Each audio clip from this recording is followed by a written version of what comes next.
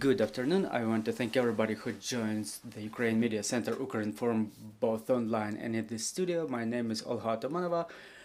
Today is day 384 of the full-scale invasion of our homeland by a Russian aggressor, and I want to traditionally thank the representatives of all the mass media who tell the world the truth about our heroic resistance.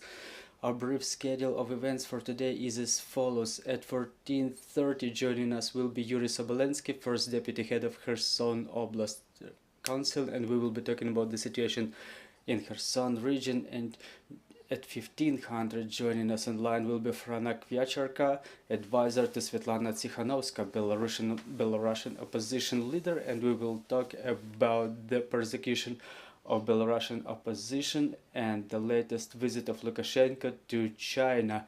And right now we will be talking about Melitopol. Joining us online is Ivan Fedorov, the mayor of Melitopol. Good afternoon, Mr. Ivan. Good afternoon, Mr. Ivan. What's the situation in Melitopol at the moment? What's going on there? If there are any news for us, please give us a couple of details. Well, we have to touch a couple of issues. In the end of the last week, the enemy shelled the occupied territories by themselves very massively. There were 100 launches from our time of the city, and so-called Donetsk scenario. This is what they try to implement here when they intentionally destroy civilian infrastructure and try to intimidate our civil population. Another tendency that we observe is today the enemy starts another massive wave of maraudery and kidnapping. I'm talking mostly about the property. We see that in the businesses, in the offices, they started stealing the goods and equipment. They started removing the air conditioners and stealing the equipment with whole storages. The situation is difficult in Energodar, and according to the version of general staff and local population, they start to remove the equipment from the training center. And yet another thing I wanted to mention is the social situation. It's just getting more and more complicated every day. The healthcare facilities are not available to the civilians anymore. It's the only one for all the part of the occupied Zaporizhia region, and the enemy keeps taking more and more facilities, occupying them for their needs as the military hospital. And the last thing is obviously the passportization and the money disbursements that enemy promised, but they never fulfilled on their promises. Everything happens only with the Russian passport. If you want to get any disbursements, you can get them only with the Russian passports. If you want to get any permits for movement across the occupied territory, you have to get a Russian passport. Also, we see that there are lines for any humanitarian aid packages, and those lines they form from 4 in the morning. So the enemy pushes everybody to the situation when everybody has to go begging, and there is no other way for the people who are left in the occupied territories. So the situation with the shellings, is this the instrument for intimidation of our civilians, or what's going on? Well, first of all, we see the tendency that they do intimidate our citizens, and that's not happening for the first time. There were shellings like that before, but not so massive. Also, they perform trainings in the suburbs of Melitopol near Mikhailivka from the very morning until late night, and sometimes even late in the night, and it happens really to intimidate the civilians. What they're trying to do is they want to turn our civilians into beggars who have nothing to survive for, to live for, and they form those lines for humanitarian aid. And another thing, they are trying to intimidate them because They want them to just be under control. And also the enemy keeps walking around the dwellings, around the houses, to distribute those packages of humanitarian aid to the collaborationists who agreed to work with them. And that mass murderer that you tell us about, does it mean that the Russians understand that they don't have a lot of time left to stay there? Well, obviously we are afraid to talk about that. We want them to flee from our territory the soonest possible. But there's another fact that tells us that something doesn't go along their plan. They started communicating the plan for evacuation in Vasilivka to the collaborationists and in some other villages where they prepare the evacuation of their collaborationists. So there are certain signs that they prepare evacuation for themselves and their traitors, but we don't see any mass actions, and we don't see it happening all across the Zaporizhia region in mass. It's just happening locally in certain spots of Zaporizhia region. As to the Vasilivka checkpost that you mentioned today, is it still closed, or is it available for living for our citizens to the non-occupied territory? Yes, the checkpost is already closed for 3 months. Well, some can go through it, but there is evacuation way through the occupied Crimea and then continental Russia back to Ukraine through a walking checkpost in Sumy region. And today our citizens from this occupied part of Zaporizhia region choose that specific way to go back to Ukraine. As to the resistance movement in Melitopol, do you have any news about that? How are their activities right now? Well, the resistance movement keeps eliminating the occupiers on a daily basis in Berdyansk, Vasilivka, all around the place.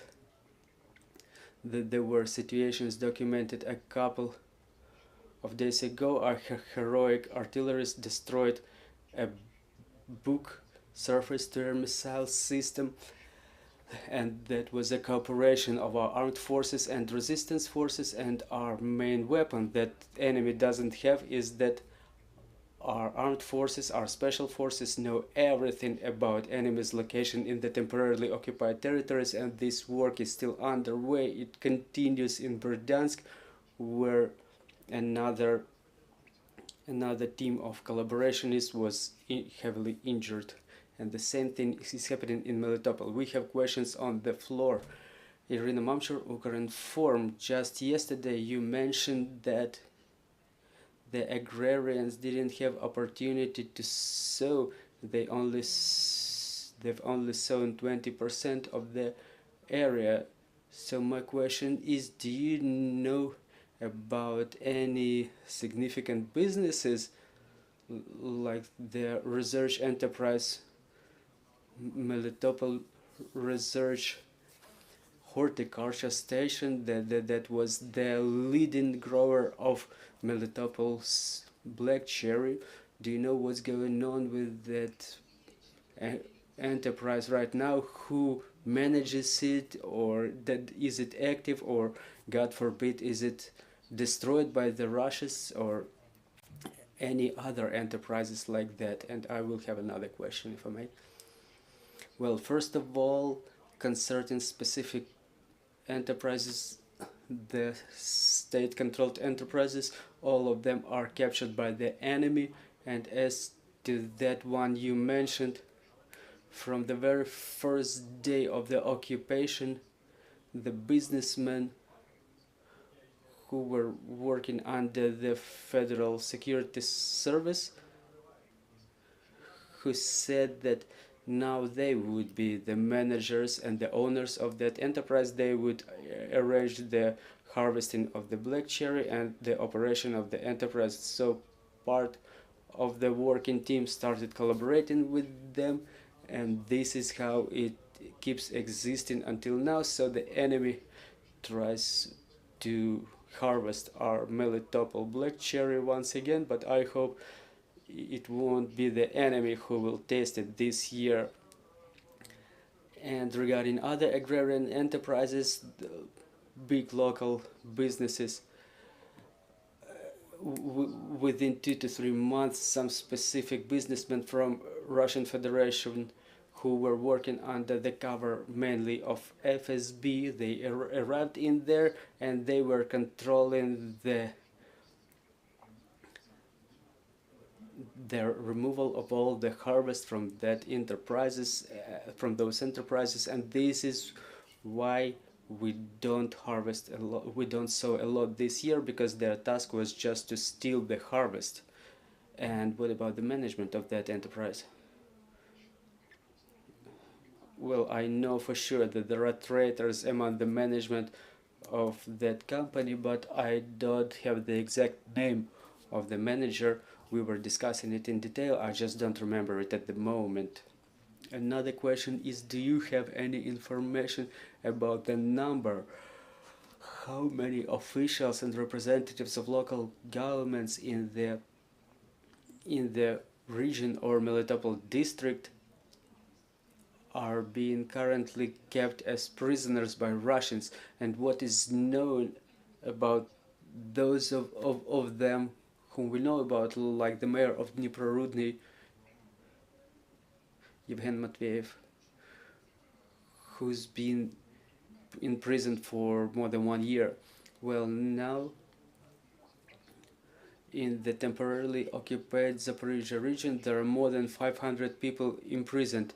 To say exactly which part of them are representatives of local governments or government officials, we can find out the figure, but I don't remember that, but I think it's not more than 50 persons from who represent the local governments.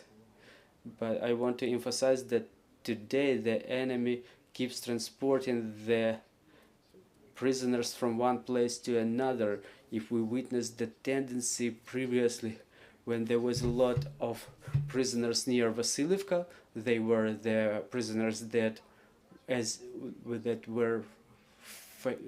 if they were deported. It was their deportation on camera, but in fact they were put in the trenches and worked there as the slaves. So now they're being transported to Melitopol and to occupied Crimea. And also today the register of the prisoners is being added by new names on a daily basis.